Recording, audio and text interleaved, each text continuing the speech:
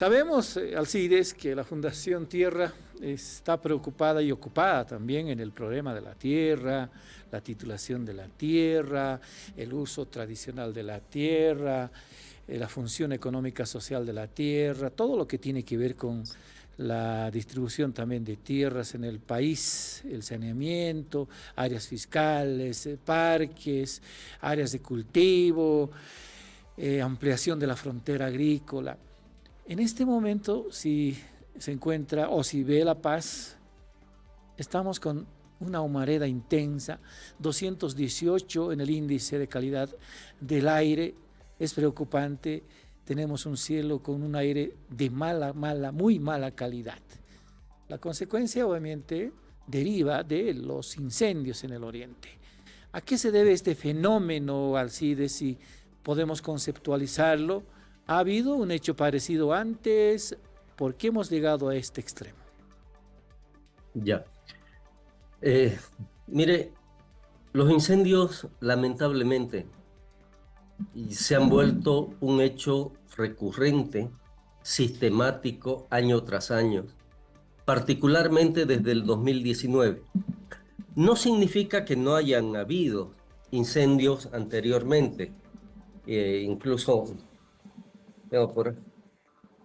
tengo, tengo alguna lámina que, bueno, por ejemplo, no, ¿Ya? no es muy visible, pero demuestra cómo permanentemente hay un antecedente antes del 2019 importante y es el 2010 tuvimos incendios de alrededor de los 5 millones de hectáreas.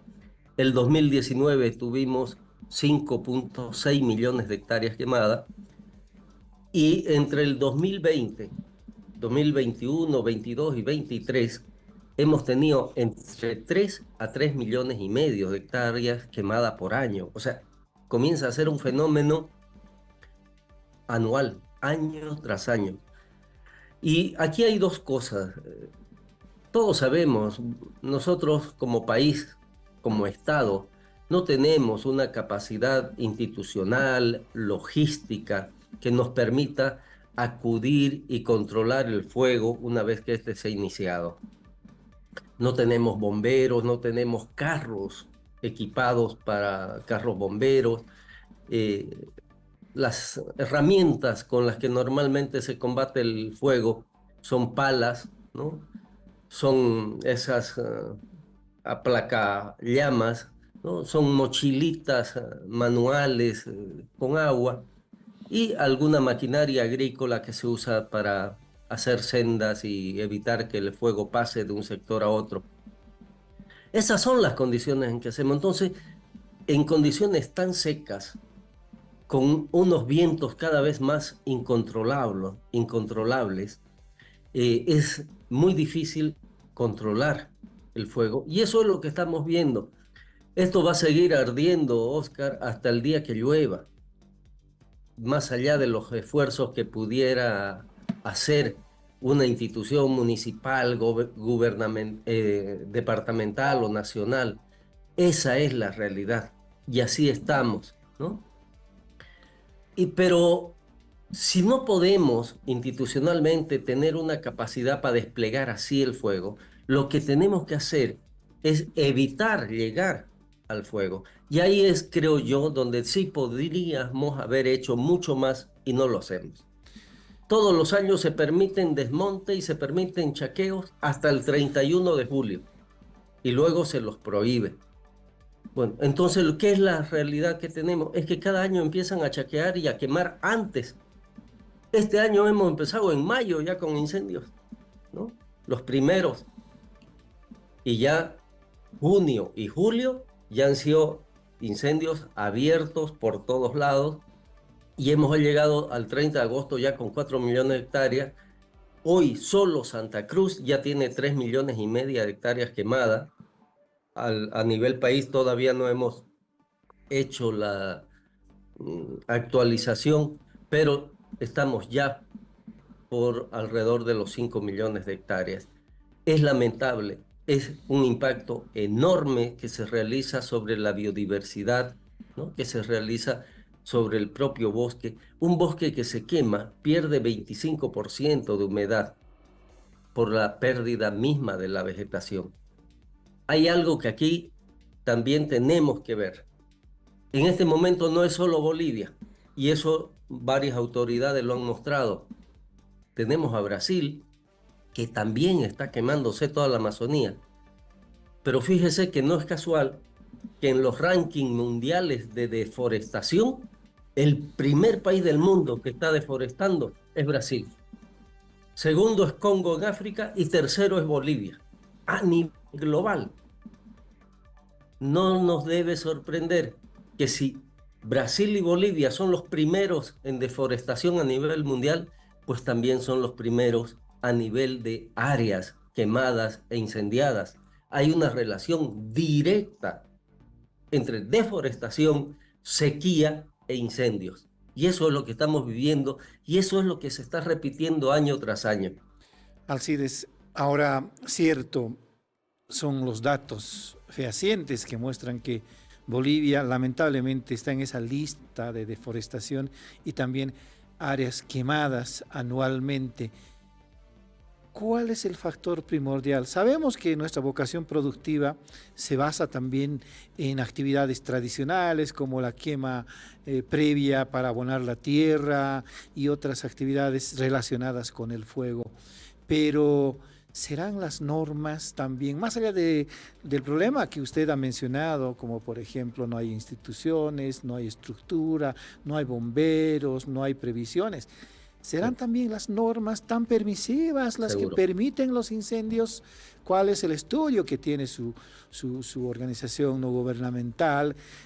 Sí, sabemos de que han hecho muchos estudios, pero ahora que estamos sufriendo esta humareda en lugares donde no hay incendios, pero sí fuego en regiones tradicionales, debería preocuparnos el tema.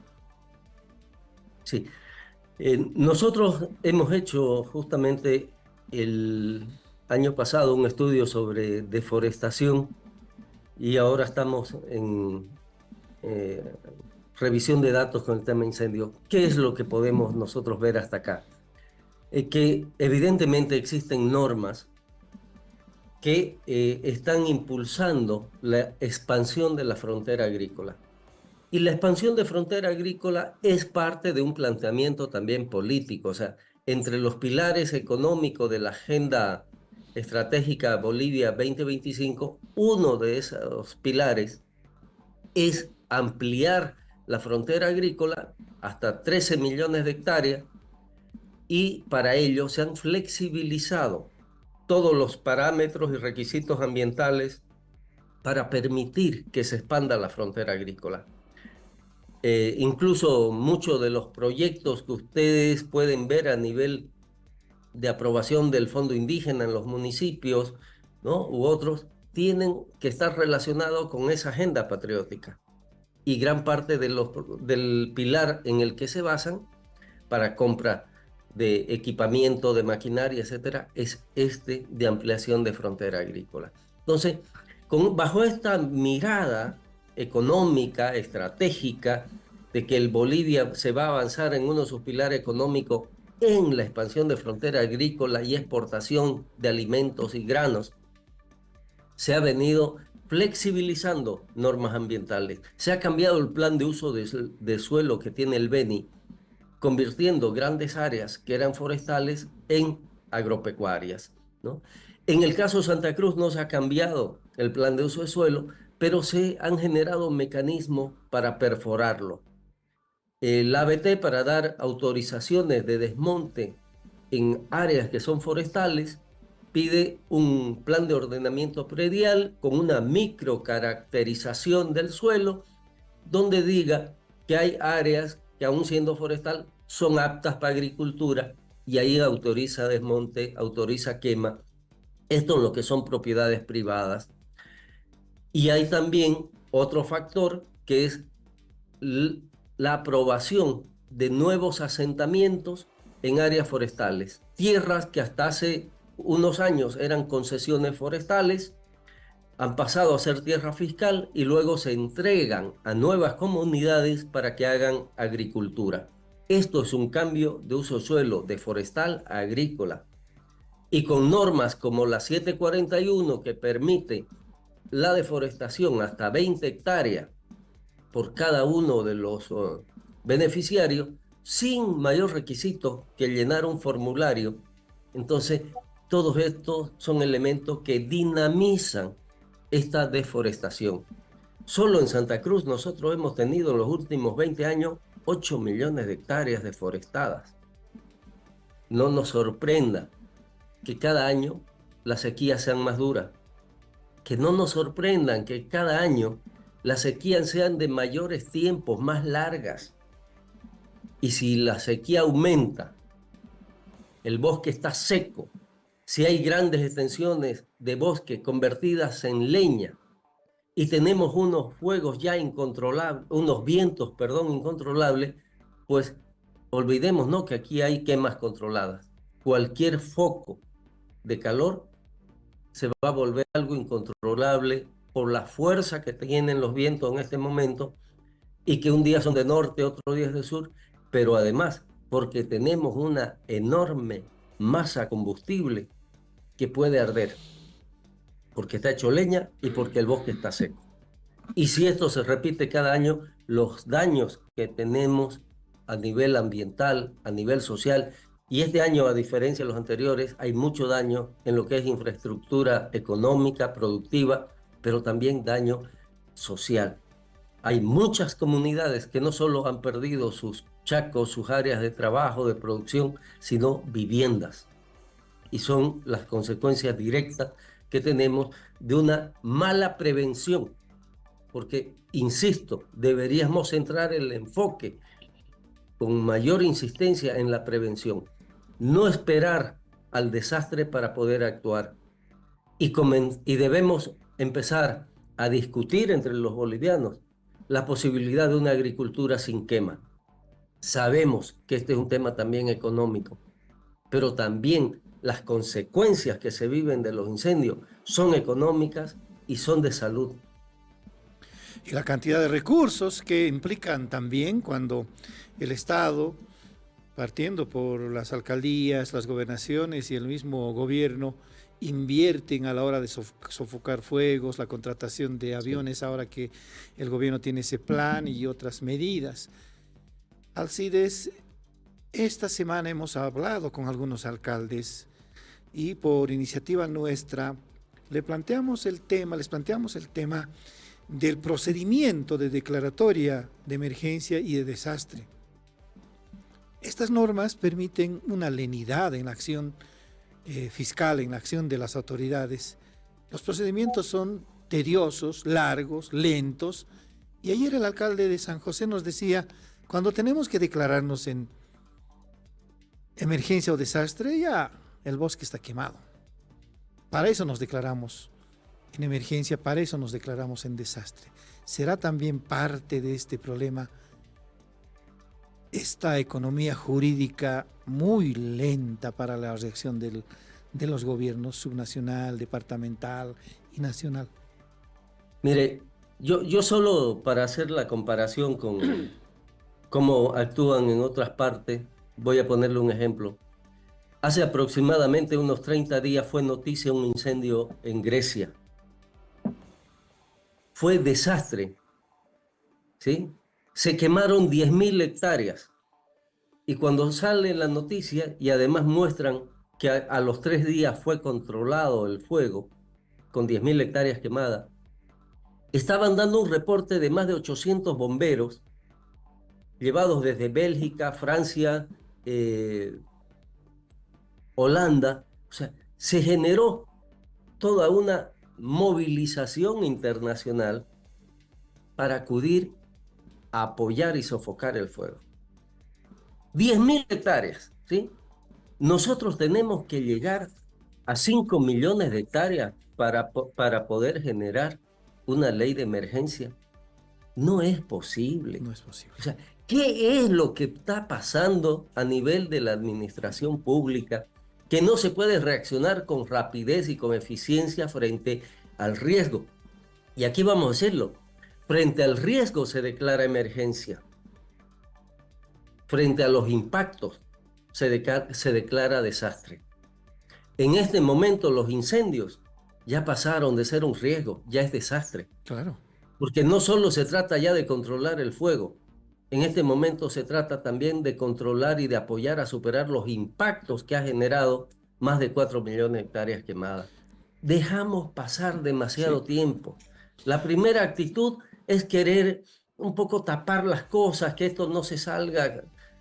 Más que apagar el fuego, es apagar la noticia, ¿verdad? Y ya Aparentemente cuando sí. esto se vuelve incontrolable, recién acudimos, pero cada vez, día que pasa, es día más difícil y son cientos de hectáreas quemadas que hemos perdido.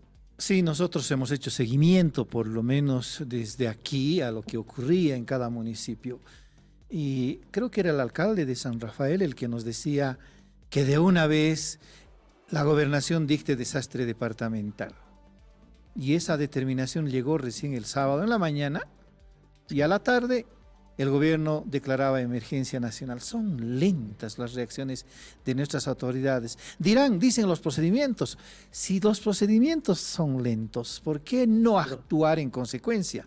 De una vez pero abrogar esos procedimientos y aprobar otros que permitan, como Alcides dice, tomar previsiones antes de que el fuego se extienda. No sí, tomar previsiones cuando ya todo está destruido. Hace falta también en nuestra idiosincrasia política ser as- conscientes con el medio ambiente y también con las medidas que se toman desde el Estado.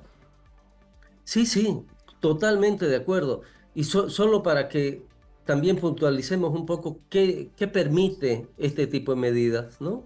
Una declaratoria de emergencia permite no solo destinar recursos de otras partidas para atender este tema, puede permitir incluso el uso de infraestructura de otras instituciones como vehículos, qué sé yo, puede permitir que haya una priorización en el uso de combustibles para atender estas zonas, estas áreas, o sea, permite un estado más de excepción en términos de dar prioridad.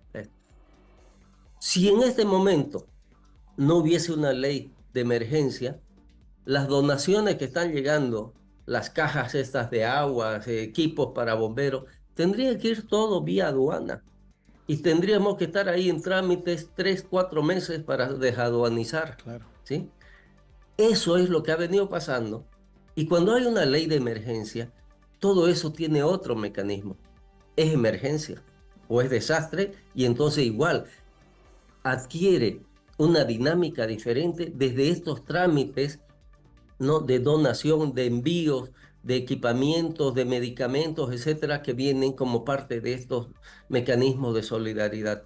Por eso es importante, no solo porque pueden enviar equipos técnicos de bomberos de apoyo, que en el caso de Brasil además vienen con un equipamiento, con vehículos, que es lo que también aquí nuestros bomberos han carecido, ¿sí? No han tenido ni vehículo para transportarse y en algunos momentos no había ni combustible para desplazarse de un lugar a otro.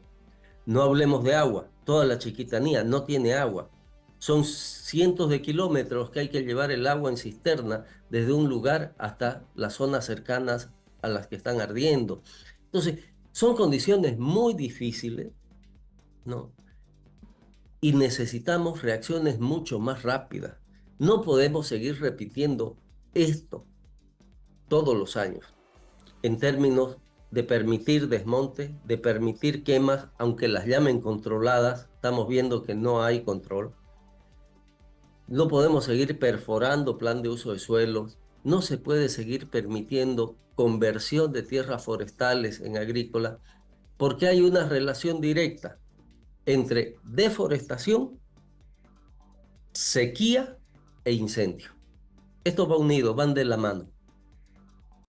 Ahora, ayer nosotros planteábamos al senador Williams Torres ante la falta de consensos en la Asamblea Legislativa, ante las divergencias internas en el movimiento al socialismo, ante esta ruptura entre la Asamblea, entre el órgano legislativo y el órgano ejecutivo, ante el desorden institucional, un acuerdo nacional por la vida que implique abordar estructuralmente el problema de los incendios, la distribución de tierras, el uso racional de tierras, evitar la ampliación de la frontera agrícola, como usted dice, Exacto. ver mecanismos para una agricultura sin quemas. ¿Usted, como su institución, estaría de acuerdo en este acuerdo nacional por la vida? Porque no solamente somos nosotros los humanos afectados por esta situación lamentable en este momento, los animales silvestres. Andrea recordaba hace rato nada más, en un área tan pequeña han encontrado cantidad de animales incinerados ayer, y nuestra naturaleza es la que obviamente sufre peor. ¿Qué criterio tiene de esto? Mire, ideas como estas, propuestas como esta que usted está lanzando son las que necesitamos en este momento. Y estos son los temas que nos unen a todos, creo yo, ¿verdad? Unen a todos, porque ¿quién puede oponerse? ¿Quién no puede estar de acuerdo en que hagamos esfuerzos comunes para evitar fuego, para controlar el fuego, para buscar la restauración de áreas que ya han sido dañadas, que fueron quemadas?